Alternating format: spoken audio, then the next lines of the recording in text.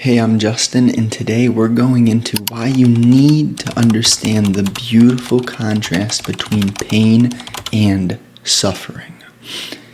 So, the contrast and the beauty within the contrast, right? That's the structure.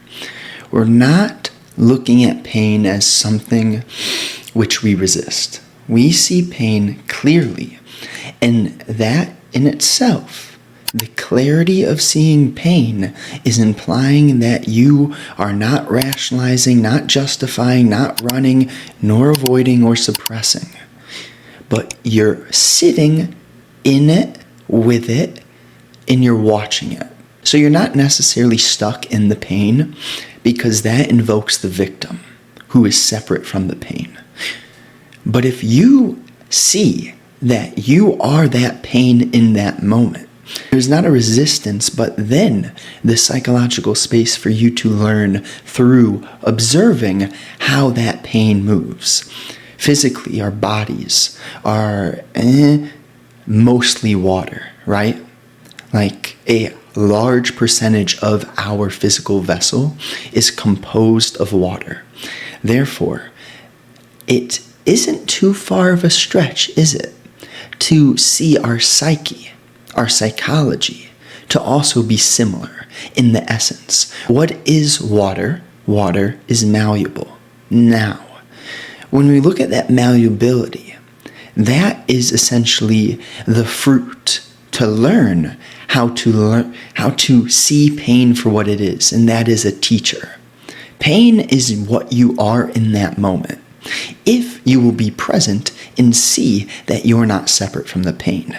The separateness is what turns pain into suffering. As in, you go so specific into that tunnel of pain in relationship to your life, your future, your past, your attachments, your emotions, right? Then pain is suffering.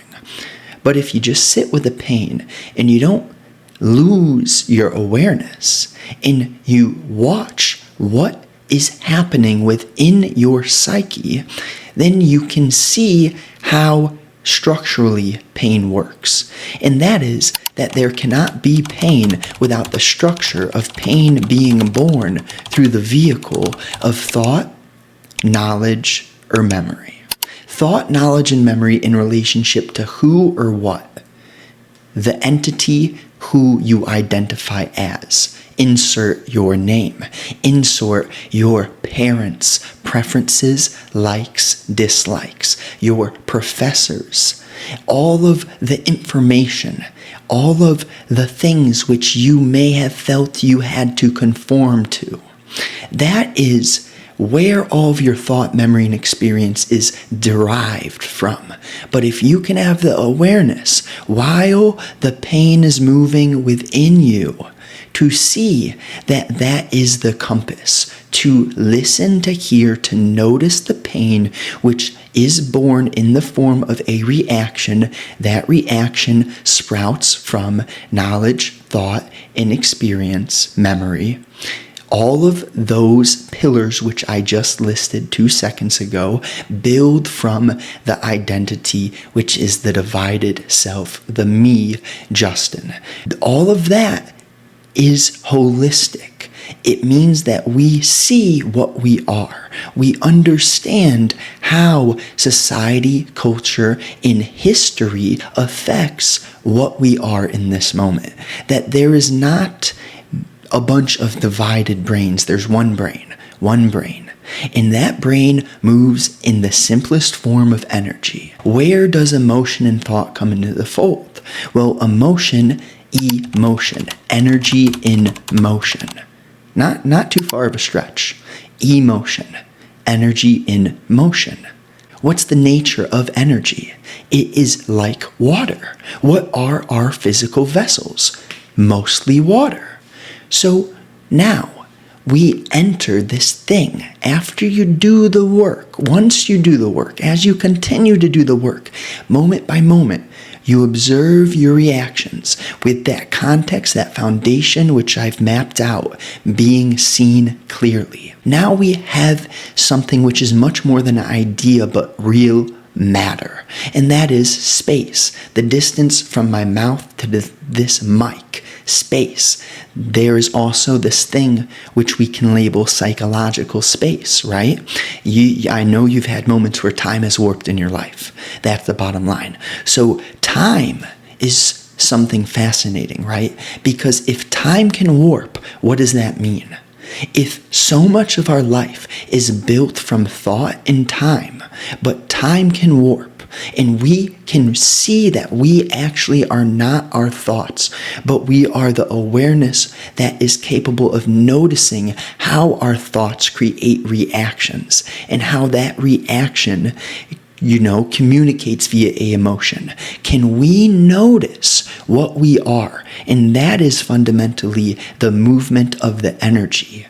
Emotion, energy in motion. When we watch how our psyche moves, our reactions, our gestures, our tone of voice, our thoughts, when we watch that, we can learn.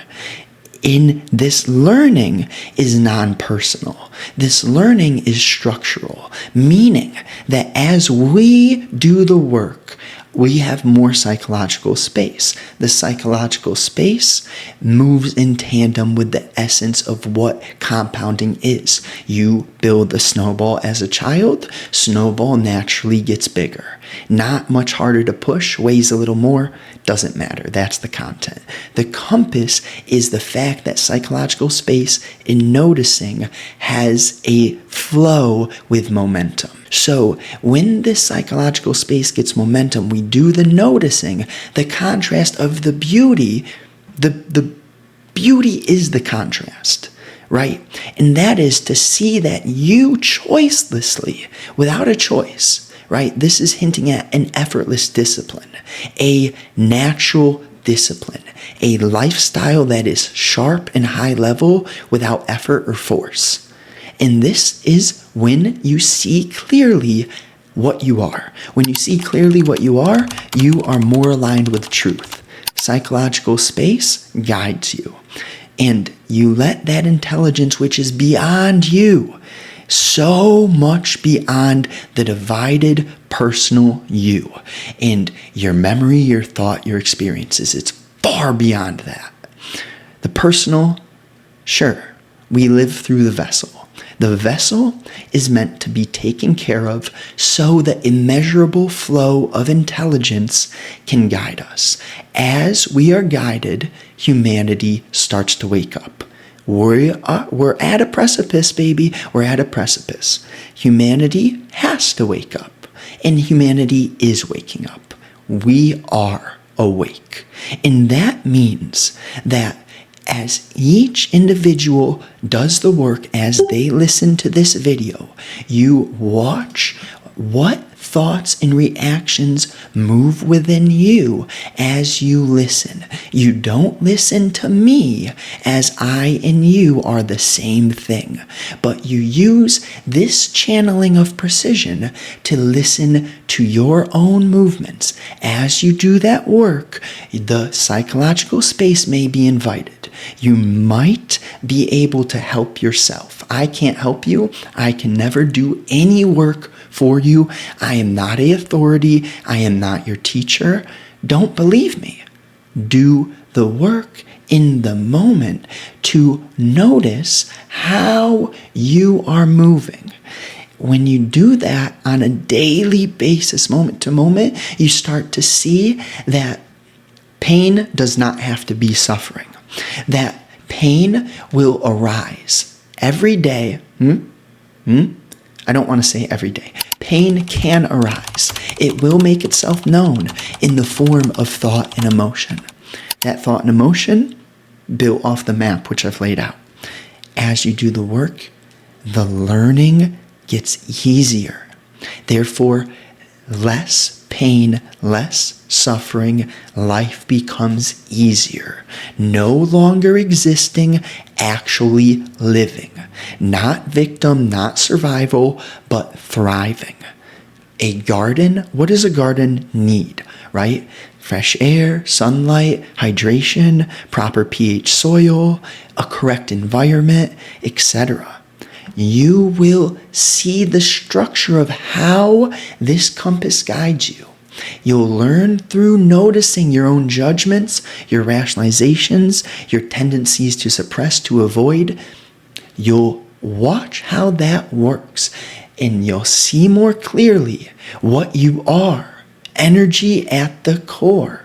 And when you awaken to see what you are, when your brain has no longer any dark spots, any confusion, but your brain is in the light, right? What happens when your brain has no dark spots? Naturally, we are looking at a brain which has light on it. There aren't dark spots. That means there's light. When you are working in alignment with the essence of light, what happens? What happens when humanity lives in alignment with the essence of light, truth, and clarity? Our behavior, our relationships are real. That means that we are listening, we are present. That presence in interaction, in material life, heals. It heals. And then what do we have? We have humans walking around who aren't perpetuating their own unhealed wounds onto others. What happens when we have a generation of parents who are wise and intelligent due to doing the noticing, using the innate compass which is within, letting that compass guide you to a life which has an abundance of psychological space and clarity. We live clearly, we treat others as we are meant to be treated. We truly embody that phrase. We treat others as we are meant to be treated. Then there's no more division. Now, this is what humanity is meant to be. Humanity, we're meant to bring, quote unquote, heaven down to earth. We do this by accessing the 90% of our energetic capacity which we have not been using. We access that psychological space which invites the 90% of energy through doing the noticing. Right now, we're on the precipice. All we have to do is the noticing. We first have to see the meaning behind the noticing. And only you can have that insight born by you doing the work. No one can help you. No one can help you, but you're not alone. And at the same time, you are alone. But that aloneness is a beautiful aloneness, a aloneness of clarity, aloneness of realizing that you are the same as everyone else. On a very simple structural level, we're all the same, absolutely the same. And that's the only reason why I can say this. If this has been valuable, if this has been enjoyable, any golden nuggets, any insights, I got off from work today. That's why I'm wearing the bandana. Bottom line is, let's do this. Let's do this. Let's do the work. If you enjoy, subscribe below. New masterclass, new, just absolute high level stuff. Releasing. I digress. I'll let you know when it's out. But until then, subscribe below. 3 to 4 emails per week.